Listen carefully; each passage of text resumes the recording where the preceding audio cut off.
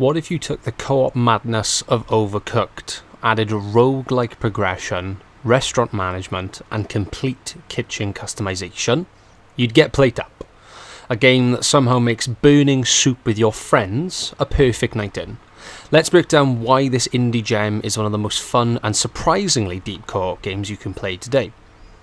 Now, at first glance, PlateUp just looks like a cute, quirky cooking sim, and yeah, it is. But underneath the charming visuals lies a wild fusion of genres. Part arcade, co-op, part restaurant builder, part roguelike. So there's a gameplay loop. You get to choose a restaurant. You get to prep then during the day. So what you're going to serve. You get to pick the food, where it's going to be, the layout. Set up the tables and chairs, set up your kind of layout for the night. Then you've got to serve customers, survive the shift. So the runs are procedurally generated, new layouts, new menus, random upgrades. Being successful unlocks new recipes, new kitchen equipment, and even new game modes, things like that. So basically, each run can last up to 15 in-game days if you survive that long. But getting to day 15 is pure co-op chaos. So we haven't done that yet. Now, PlateUp is at its best when you and your friends are yelling over each other about who forgot the dumpling. So I play it with my partner Alex, we play it together. So should we just play it as 2 players? We can play up to a maximum of 2 to 4, local or online. You've got cooking, serving, dishwashing, managing the queue, etc. Taking orders, taking plates, cleaning plates. Obviously, having more people is easier. Having less is obviously harder. And coordination is very much paramount, but also can just lead to really funny chaos when things go completely wrong. And it's really satisfying to, survive a tough day, or in some occasions just completely collapse into complete failure. Now, there's no better feeling than barely scraping by on day 10 because someone ninja'd a plate through a horde of customers, just about getting it there before they got too impatient and left, which would have failed. And at the same time, there's been occasions where we've just completely forgotten, a piece of steak, and yeah, we failed for that. So beneath the panic and the plate throwing, there's some real strategy here. So you've got blueprint phases where you can upgrade counters, you can get things to be automatic, smart planning. There's things like conveyor belts, autoplaters, smart sinks. And you can actually get to a stage where you can automate the restaurant if you get the upgrades correct and things like that. To basically make it so it's a lot less manual labor-y and more so automated.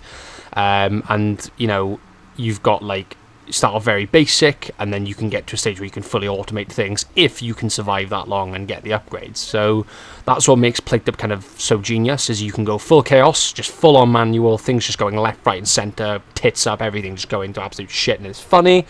Or you can build automation masterpieces that run like a Swiss watch and just do what they need to do, and it's very kind of a lot less chaosy and more structured. So each failed run unlocks new possibilities for the next run. So you've got progression, you get new dishes, new themes, new layout types. You can franchise your restaurant, so you keep your upgrades for future runs. You can showcase different restaurant themes, so you've got formal, charming, exclusive, each that give their own different bonuses depending on what you pick. And you've got variety as well, so randomized customizer effects, or customer effects rather, recipe complexities, and day modifiers as well. So the longer a run goes on, the more modifiers you get, the different things you can pick. So players, can unlock different new restaurants and can have 2 completely different runs in the same one. So you might start with a burger joint, and then you may end up then with a high-speed sushi conveyor belt nightmare. So it's completely random. We went from steaks to coffee and just became a coffee shop. So there's that. So it's not just about cooking. PlateUp lets you build a restaurant that's truly yours. So you can customize the furniture, the deck, or the flooring, some of which do give bonuses. And you can go for funny themes, you can go for genuinely cool looking themes, you can go for themes that just are realistic. And as you go on and progress on your run, you get more stuff. So you can go from a fine dining experience with candlelight piano music, or you can have a dishwasher on fire. You can do that. You can set a customer on fire if you really want. In fact, that's an achievement. Go and do it. So what sets PlateUp apart from co-op classics like Overcooked or Moving Out? So there's the longevity and the depth. So it keeps evolving after every single run. Like I said, procedurally generated. It's literally never, ever, ever, ever going to be the same every time you play it. You've got the tactical planning and the freedom of the layout. So before each night and each shift, you can actually go through and sort the layout. So where do you want the counters? Where do you want the customer sitting? Where do you want your dishwasher? Where do you want your produce for what you're going to cook? Where do you want your countertop? Where do you want the what's it called, the phone to like speed people up and get them in faster. How many people do you want to sat at a table? Do you want to upgrade that table for the next day? Put it in the cabinet. It'll upgrade in the cabinet if you've got an upgrade table. You get the gist. It's a thriving community. There's a bunch of multiplayer replayability. So like I said, I play with Alex. We just go for a 2-man job. Can play up to a maximum of 4 people or play solo. I've never done it solo. Alex has. She said it's an absolute nightmare. But if that's what you're into and you find that funny, by all means.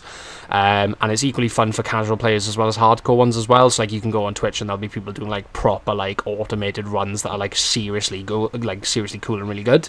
And then you've got people like me and Alex who've barely played the game, have barely any idea what we're doing, but it's fun and it's going absolutely crazy and it's funny.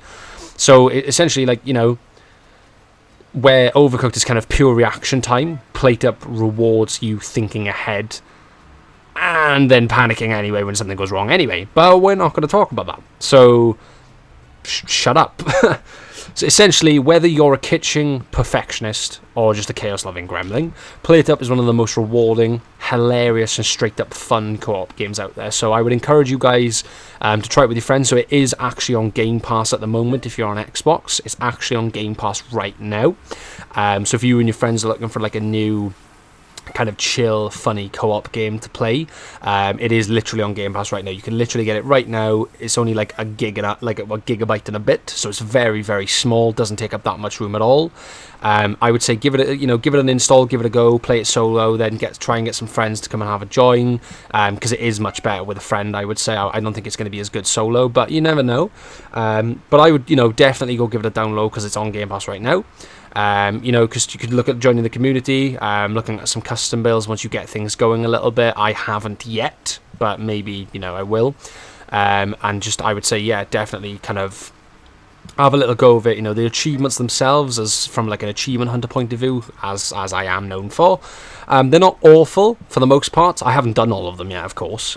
Give me a chance, but they're not too terrible. A lot of them just come from majority of just playing the game, doing the game, unlocking things, playing and failing runs to obviously progress, because obviously you're not going to progress without failure. That's the whole point. But a majority of those achievements do just come naturally from playing the game.